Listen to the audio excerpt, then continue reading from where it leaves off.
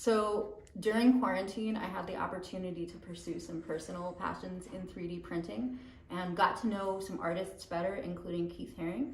This is the Statue of Liberty by Keith Haring.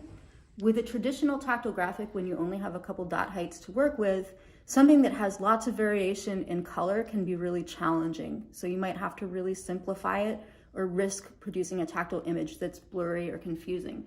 And that's when you can resort to 3D printing and create a 2.5D relief that has a lot of depth and variation without figures getting lost in front or behind other figures.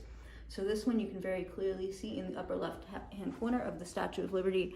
She's holding her torch aloft. She's got a crown, a spiky crown.